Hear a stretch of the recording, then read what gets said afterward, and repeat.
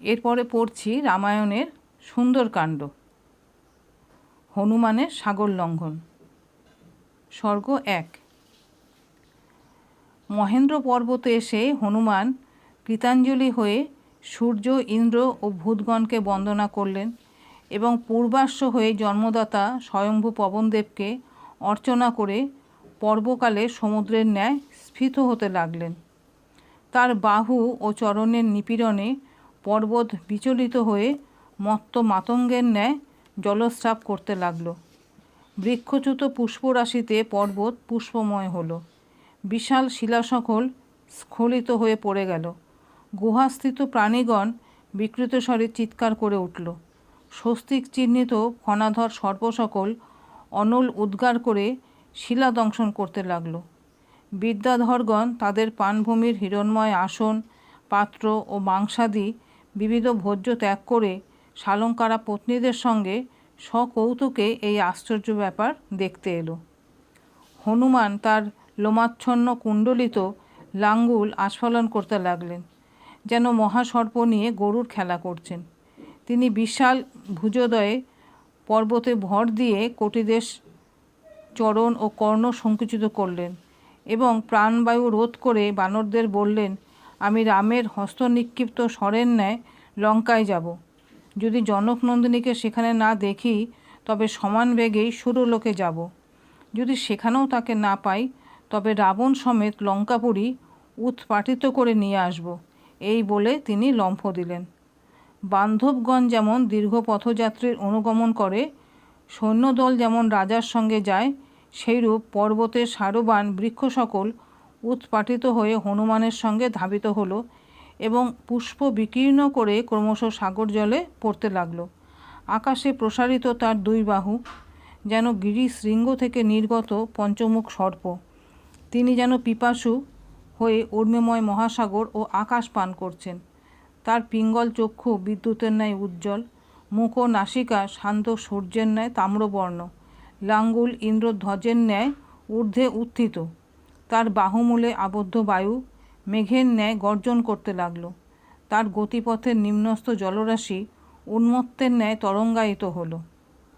তার গমনের বেগে ঊর্ধ্বে আকৃষ্ট জল মেঘলোকে এসে শারদীয় জলদেব ন্যায় আকাশে ছড়িয়ে পড়ল।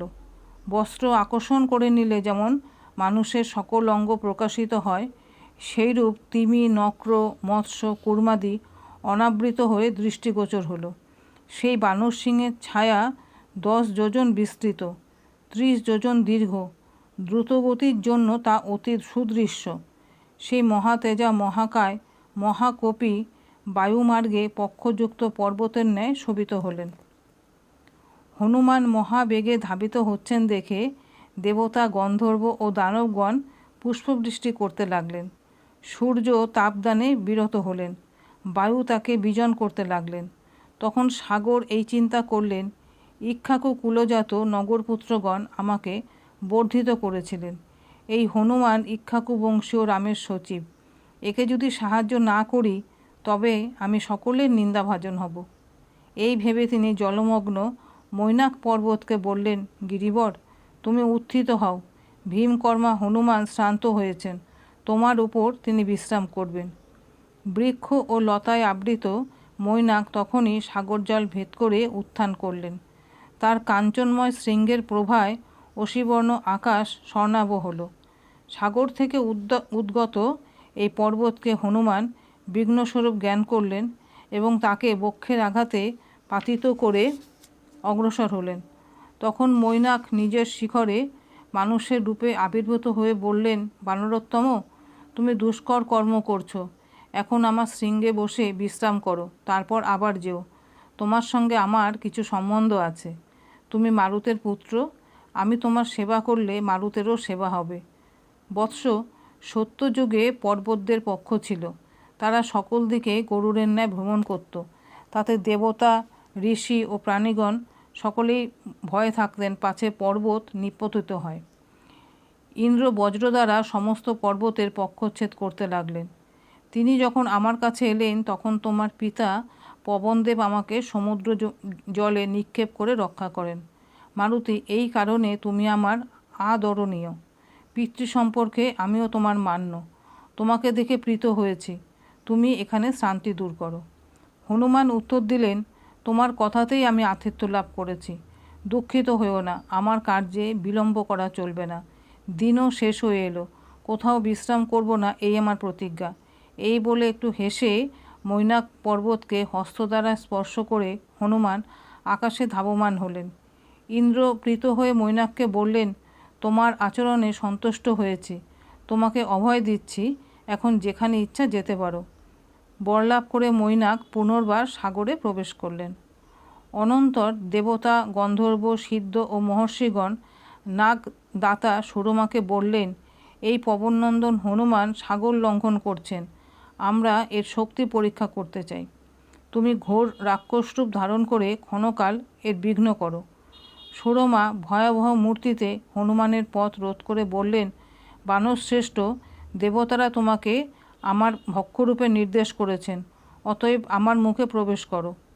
এই বলে তিনি বিপুল মুখবেদন করে রইলেন। হনুমান বললেন, আমি রামের দূত, সীতার কাছে যাচ্ছি, তুমি রামের অধিকারে বাস করো, তাকে সাহায্য করা তোমার উচিত। আমি কথা দিচ্ছি, আমার কাজ শেষ হলে তোমার মুখে প্রবেশ করব।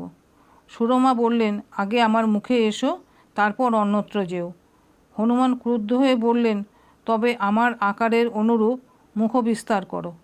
হনুমানের দেহ ক্রমশ 10, 30, 50, 70 ও 90 যোজন হলো। সুরমাও 20, 40, 60, 80 ও 100 যোজন মুখবেদন করলেন। হনুমান মুহূর্ত মধ্যে অঙ্গুষ্ঠ প্রমাণ হয়ে সুরমার মুখে প্রবেশ করে আবার নিষ্ক্রান্ত হলেন এবং অন্তরিক্ষে উঠে বললেন, দাক্ষায়ণী নমস্কার, আমি তোমার কথা রেখেছি, এখন সীতার কাছে যাচ্ছি। সুরমা তখন সম্মূর্তি ধারণ করে বললেন, সৌম্য, যেখানে ইচ্ছা যাও, রাম সীতার মিলন ঘটাও। সিংহিকা নামে এক কামরূপিণী রাক্ষসী ছিল। সে আকাশগামী হনুমানকে দেখে খাবার ইচ্ছায় তাকে ছায়া দ্বারা ধরলে। সহসা গতিরোধ হওয়ায় হনুমান চারিদিকে চাইতে লাগলেন এবং অবশেষে দেখলেন লবণাম্বু থেকে এক বিকটাননা রাক্ষসী উঠছে। হনুমান বুঝলেন এই সেই ছায়াগ্রাহী জীব সুগ্রীব যার কথা বলেছিলেন। তিনি বর্ষার মেঘের ন্যায় বর্ধিত হলেন, সিংহকাণ্ড আকাশ পাতালব্যাপী মুখবিস্তার করলেন। তখন হনুমান অতি ক্ষুদ্রকায় হয়ে সিংহিকার শরীরে প্রবেশ করলেন এবং তীক্ষ্ণ নখাঘাতে মর্মস্থান ছিন্ন করে তাকে বধ করে আবার নিষ্ক্রান্ত হলেন। আকাশচারী সিদ্ধ চারণাদি বললেন, বানরেন্দ্র, তুমি ভীম কর্ম করেছ, তোমার হস্তে এই মহাবলী রাক্ষসী নিহত হয়েছে, এখন নির্বিঘ্নে অভীষ্ট সাধন করো। মহাবেগে যেতে যেতে হনুমান সমুদ্রের পরপারে বনরাজি সমন্বিত দ্বীপ এবং তার উপকূলস্থ বৃক্ষ, নদী, উপবন প্রভৃতি দেখতে পেলেন। তার বিশাল দেহ আর মহাবেগ দেখলে রাক্ষসরা কৌতূহলা বিশিষ্ট হবে, এই ভেবে তিনি স্বাভাবিক আকার ধারণ করলেন। তারপর তিনি মহাসাগর উত্তীর্ণ হয়ে কেতক, উদ্দালক, নারিকেল প্রভৃতি বৃক্ষে শোভিত লম্ব পর্বতে অবতরণ করলেন এবং সেখান থেকে অমরাবতীর ন্যায় লঙ্কাপুরী দেখতে পেলেন। লঙ্কাপুরী স্বর্গ 2 থেকে 5। ত্রিকূট পর্বতের উপর অবস্থিত লঙ্কার অভিমুখে যেতে যেতে হনুমান হরিদ্বর্ণ তৃণাচ্ছন্ন ভূমি, পুষ্পিত বনরাজি, সরল কর্ণিকার কুটজ কদম্ব প্রভৃতি বৃক্ষ এবং হংস কারণ্ডব সমাকীর্ণ পদ্ম উৎপল শোভিত বহু সরোবর দেখতে পেলেন। পরিখা ও প্রাকারে বেষ্টিত বিশ্বকর্মা নির্মিত লঙ্কা আকাশস্থ দেবপুরীর ন্যায় রমণীয়। এই মহাপুরীর গগনস্পর্শী উত্তরদ্বারে এসে হনুমান ভাবলেন, বানর সেনার এখানে আসা নিরর্থক হবে। এই দুর্গম সুরক্ষিত লঙ্কা জয় করা দেবগণেরও অসাধ্য। রাম এখানে এলেই বা কী করবেন? যাই হোক, বৈদেহী জীবিত আছেন কি না আগে জানি, তারপর কর্তব্য স্থির করব। সন্ধ্যাকালে হনুমান দেহ সংকুচিত করে মার্জার প্রমাণ হয়ে লঙ্কাপুরীতে প্রবেশ করলেন। সেখানে সমুদ্রবায়ু প্রবাহিত হচ্ছে, কিঙ্কিণীর ধ্বনি সহকারে পতাকা উঠছে, ময়ূর ও রাজহংস বিচরণ করছে, তুর্য ও ভূষণের রব শোনা যাচ্ছে।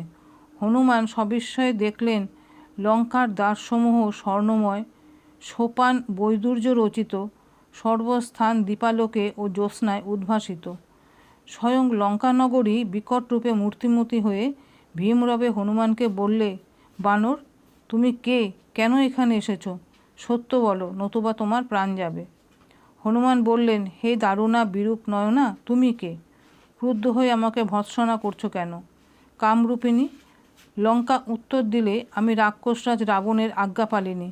এই নগরী রক্ষা করছি। আমাকে অগ্রাহ্য করে কেউ এখানে আসতে পারে না। আমি স্বয়ং এই নগরী। আজ আমার হাতে তোমাকে মরতে হবে।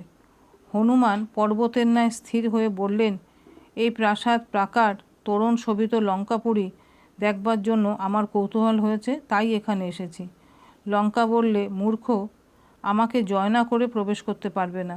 এই বলে সে ভীমরবে হনুমানকে চপেটাঘাত করলে।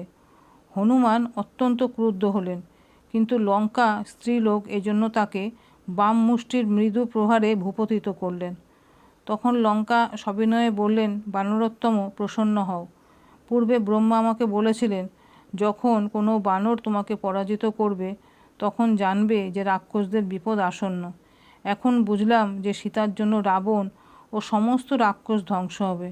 বানরেশ্বর, তুমি অভিশপ্ত পুরীতে স্বচ্ছন্দে প্রবেশ করে জানকীকে অন্বেষণ করো। পুরী মধ্যে এসে হনুমান দেখলেন লঙ্কার রাজপথ সুপ্রশস্ত ও কুসুমাকীর্ণ, ভবনসমূহ শুভ্র মেঘবর্ণ এবং পদ্ম ও স্বস্তিকের আকারে নির্মিত। কোথাও মধুর সঙ্গীত, কোথাও ভূষণের নিক্ষণ, কোথাও সিংহনাদ, কোথাও বা বেদপাঠ হচ্ছে। একটি গৃহে বহু গুপ্তচর রয়েছে, তাদের কেউ জটাধারী, কেউ মুণ্ডিত মস্তক। বর্মধারী রাক্ষসরা বিবিধ অস্ত্র নিয়ে ঘুরে বেড়াচ্ছে। তারা বিরূপ ও বহুরূপ, স্বরূপ ও তেজস্বী। দ্বারদেশে অশ্বগণ হেস্যাধ্বনি করছে। রথ, বিমান ও চতুর্দন্ত শ্বেতহস্তী সজ্জিত রয়েছে। মৃগপক্ষী কলরব করছে। রাবণের ভবন। স্বর্গ 6 থেকে 11। হনুমান বিচরণ করতে করতে রাবণের ভবনে উপস্থিত হলেন।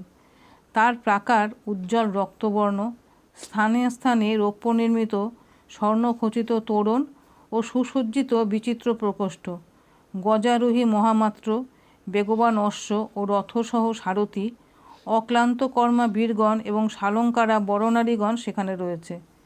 ভেরি, মৃদঙ্গ, শঙ্খ বাজছে এবং দেবতাদের নিয়মিত পুরাণ হচ্ছে। অনেক গৃহ উদ্যান অতিক্রম করে হনুমান ক্রমে ক্রমে প্রশস্ত মহাপার্শ্ব, কুম্ভকর্ণ, বিভীষণ, বিরূপাক্ষ, বিদ্যুন্মালী, শুষ্ক, সারণ, ইন্দ্রজিৎ, ধূম্রাক্ষ প্রভৃতি রাক্ষসদের গৃহ দেখলেন। অবশেষে তিনি রাবণের নিকেতনে উপস্থিত হলেন। সেখানে নানা আকারের শিবিকা এবং লতাগৃহ, চিত্রশালা, ক্রীড়াগৃহ, ক্রীড়া পর্বত, কামগৃহ, দিবাগৃহ, ধনশালা প্রভৃতি দেখলেন। অনন্তর তিনি একটি সর্বোৎকৃষ্ট গৃহ দেখলেন, যা মেঘের ন্যায় উন্নত, কাঞ্চনে ভূষিত, মনোহর এবং রাক্ষসাধিপতির প্রতাপের অনুরূপ। স্বর্গ যেন মহীতলে অবতীর্ণ হয়েছে। বহু রত্নের দীপ্তিতে সেই গৃহ শোভান্বিত এবং গিরিশিখরের ন্যায় নানা তরুর কুসুমে ও রেণুতে আকীর্ণ। মেঘ যেমন তরিণমালায় ভূষিত হয়, সেই গৃহ সেইরূপ বহু বরনারী সমাবেশে সমুজ্জ্বল, যেন শ্রেষ্ঠ হংসবৃন্দ একটি সুগঠিত শোভান্বিত বিমান আকাশে বহন করছে। হনুমান বহু রত্নভূষিত স্বর্ণ গবাক্ষযুক্ত রাবণের পুষ্পক রথ দেখলেন। বিশ্বকর্মা কর্তৃক বহু আশ্চর্য বস্তুর সমবায়ে নির্মিত এই রথ বায়ুপথে সূর্যের গতিমার্গ পর্যন্ত উঠতে পারে। কুবেরকে পরাস্ত করে রাবণ এই রথ অধিকার করেছিলেন। এর হিরণ্ময় স্তম্ভগুলির ওপর ইহামৃগের প্রতিমূর্তি রয়েছে। কুণ্ডলধারী বহুভোজী নিশাচর ভূতগণ ঘূর্ণিত নয়নে মহাবেগে এই রথ বহন করে। হনুমান একবার তাতে চড়ে দেখলেন। রাবণের বাসগৃহ 1 যোজন দীর্ঘ, অর্ধ যোজন বিস্তৃত। চতুর্দন্ত ও ত্রিদন্ত মাতঙ্গে সেখানে মুক্ত হয়ে বিচরণ করছে। রক্ষকগণ অস্ত্র উদ্যত করে সর্বদা তাদের রক্ষা করছে। রাবণের রাক্ষসী পত্নীগণ এবং বলপ্রয়োগে সংগৃহীত রাজকন্যাগণ সেখানে বাস করেন। হনুমান রাবণের স্বয়ং গৃহে এলেন। জননী যেমন পঞ্চ ইন্দ্রিয়ের তৃপ্তি বিধান করেন, সেই গৃহ হনুমানকে সেইরূপ পরিতৃপ্ত করলে। তিনি ভাবলেন, এ কি স্বর্গ, না ইন্দ্রপুরী, না গান্ধর্বী মায়া। তখন অর্ধরাত্র। কাঞ্চন স্তম্ভের উপর প্রদীপ জ্বলছে।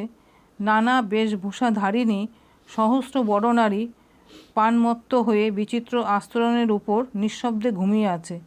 বোধ হচ্ছে যেন হংস অমরের রবশূন্য পদ্মবন। হনুমান ভাবলেন, পূর্ণ ক্ষয় হলে যে সকল তারকা গগনচ্যুত হয় তারাই এখানে মিলিত হয়েছে। এই সকল নারীদের কেশপাশ মুক্ত, তিলক বিলুপ্ত, নূপুর হার মাল্য কাঞ্চি ও বসন স্খলিত। তারা রাবণ বধে পরস্পরকে জড়িয়ে ধরে শুয়ে আছে। সেই গৃহে হনুমান একটি স্ফটিকময় বেদি দেখলেন। তার উপরে হস্তিদন্ত ও কাঞ্চন নির্মিত বৈদুর্য ভূষিত পর্যঙ্ক রয়েছে। তার এক প্রান্তে শশাঙ্ক শুভ্র রাজছত্র এবং চতুর্দিকে চামরহস্তা পুত্তলিকা বিজন করছে। এই পর্যাঙ্কে মহার্ঘ আস্তরণের উপর রাবণ নিদ্রিত আছেন। তার বর্ণ মেঘের ন্যায়, গাত্র সুগন্ধ রক্তচন্দনে চর্চিত, পরিধানে স্বর্ণালঙ্কিত বস্ত্র। তিনি দিব্য আভরণে ভূষিত, কামরূপী ও সুরূপ। হনুমান প্রথম দর্শনে ভীত হয়ে কিঞ্চিৎ সরে গেলেন। তারপর বেদির সোপান আরোহণ করে নিদ্রামগ্ন মত্ত রাবণকে দেখতে লাগলেন। তার চারদিকে 4টি কাঞ্চনদ্বীপ জ্বলছে। পাদমূলে পত্নীরা শুয়ে আছে। একটি পৃথক শয্যায় রাবণের প্রিয়া মহিষী অন্তঃপুরেশ্বরী কনকবর্ণা মন্দোদরী রয়েছেন। তার সৌন্দর্য সেই শয়নগৃহ যেন বিভূষিত হয়েছে। ইনি সীতা এই ভেবে হনুমান আনন্দে তাল ঠুকে পুচ্ছ চুম্বন করে খেলতে লাগলেন, গান গাইলেন, স্তম্ভের কাছে এগিয়ে গেলেন এবং আরোহণ করে আবার ভূমিতে পড়লেন। এইরূপে তিনি নিজের বানর স্বভাব প্রদর্শন করলেন। অনন্তর হনুমান স্থির হয়ে মত্ত হয়ে শুয়ে থাকতে পারেন না, ইনি নিশ্চয়ই অন্য কেউ। তারপর তিনি রাবণের পানভূমিতে গেলেন। সেখানে রূপলাবণ্যবতী সুভূষিতা সহস্র অঙ্গনা নৃত্য গীত বা ক্রীড়ায় ক্লান্ত এবং মদ্যপানে বিহ্বল হয়ে ঘুমিয়ে আছে। হনুমান দেখলেন সেই গৃহে বিশাল স্বর্ণপাত্রে অভুক্ত ময়ূর ও কুক্কুট মাংস, দধি লবণযুক্ত বরাহ ও বাদ্রিনস মাংস, শল্য, মৃগ ও ময়ূরের মাংস, অর্ধভক্ষিত কুফল, ছাগ ও শশকের মাংস, সুপক্ষ মহিষ ও একশল্য মৎস্যের খণ্ড এবং অম্ল লবণ মধুর প্রভৃতির রসযুক্ত বিবিধ ভোজ্য, লেজ্জ পেয় সজ্জিত আছে। নারীদের অনেক শয্যা শূন্য রয়েছে। অনেক শয্যায় তারা পরস্পরকে আলিঙ্গন করে শুয়ে আছে। হনুমান ভাবলেন, এই সকল নিদ্রিত পরস্ত্রীকে আলিঙ্গন করে শুয়ে আছে। আমি এ পর্যন্ত পরদার নিরীক্ষণ করিনি। অতি কিন্তু এখানে পরদার পরায়ণ রাবণকেও দেখলাম। তিনি আবার ভাবলেন, এই সকল নিদ্রিত পরস্ত্রীকে দেখার ফলে নিশ্চয়ই আমার ধর্মলোপ হবে। মনই ইন্দ্রিয়গণকে পাপশূন্য প্রবর্তিত করে, আর বৈদেহী যখন নারী তখন তাকে নারীর মধ্যেই খুঁজতে হবে, মৃগীর মধ্যে না। আমি শুদ্ধ চিত্তেই এখানে অন্বেষণ করছি।